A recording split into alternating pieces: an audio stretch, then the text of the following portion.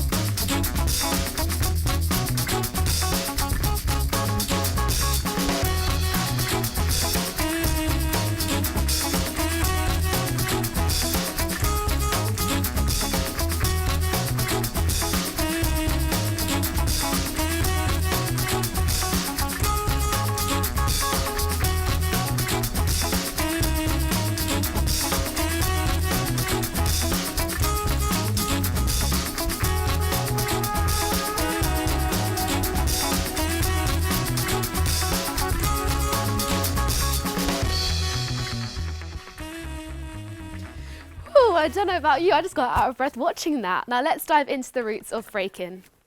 There's this scene in the movie Flashdance where some b-boys are top rocking, busting out backspins, freezes, and a move that would later be called the moonwalk. But they aren't just some random kids. They're members of the Rocksteady crew, one of the most influential crews that brought Hollywood fame to breaking. Many people recognize the term breakdancing, a name coined by the media in the 80s. But the pioneers and practitioners of the dance form call it b-boying or breaking. The name breaking is broadly believed to have come from DJ Kool Herc in the Bronx in New York City. When hosting block parties in the 70s, he started isolating the beats to create breaks in the songs. Breaking in its original form is more than just the dance. It's a connection to your family and your friends, your neighborhood rivals, your community. A lot of hip-hop dance and hip-hop in general is about getting people to notice you. And I think that's a personal thing for each individual person, but it's also a political statement. All of that stuff is embedded in the dance, just to say not only am I important as an individual, but my community is important. And the concerns of my community are important, and the perspective, the point of view of my community is important. And I'm joined now by our dancers. Do you guys want to just tell us a little bit about yourselves? Would you like to start? Yeah, sure. So I'm Paul, this is Rob, and we're from York Breakdance Community Group in York. I started off as a pupil, obviously, and then I became a teacher. So for about 10 years I taught. Rob was one of my pupils, and now he's excelling past me as things go. So yeah, we're still trying to keep the idea of York Breakdance alive, keep providing for young people. Brilliant. So we've got some footage of some of your competitions and public performances. Do you want to just tell us a little bit more about that? Yeah, of course. So York Breakdance has been running for quite a while. We've always been heavily focused on young people, as Paul was saying. We have a clientele of roughly around 200 kids when we're at our peak. That's people coming through from Malton, York, Leeds. So it's not just in the city, it's broadening out. What we're trying to do is try to promote York breakdancing in a positive manner, trying to teach people about respect, not just the dance form itself.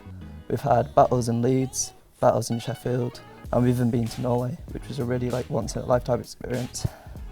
Amazing. So what does breakdancing mean to the both of you? Well, as I say, for me, it became a career, but that was really just a vehicle. Breakdancing became the vehicle for me to work with young people, and breakdancing was just the art form that I had available to me. And like Rob says, particularly when I'm teaching, I like to focus on the other things, not just the move, but whether people are learning about self-confidence and respect and things like that. Amazing. So it's a real culture. Wow. So in terms of like the future, in terms of yourselves and your group, what do you see happening? Expansion, hopefully. Like, breakdancing's evolving really quickly. You see it more and more on TV. You see different styles coming into it. Scenes and cultures which I've been part of have grown majorly over like the past year or so. For myself, like I just want to be better and be as good as I can, which is the training side of it, but also try to provide for other people as well and be part of a culture, and there's a helping ethic behind it. It's not just dedicated to the dance. Amazing. So what sort of advice would you give to younger people who want to get involved in this sort of thing? Good question. Have a look in your local area.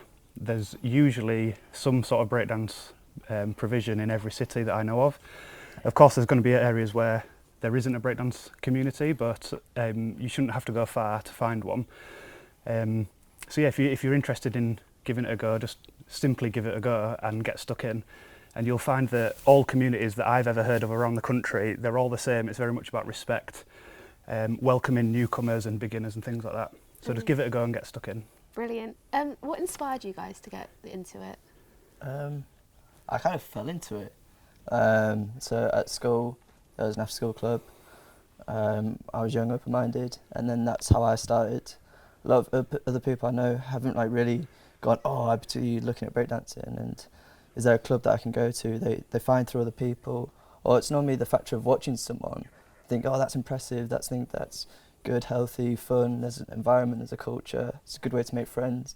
So they find like little streams off of other people and then fall into it from that. Oh, fantastic. Well, thank you so much for joining us, guys. Thanks for Unfortunately, having us. that is all we have time for. Thanks very much to our guests, Paul Webster and Rob Jackson, for coming in. Join us next week to meet more amazing and talented people from Yorkshire.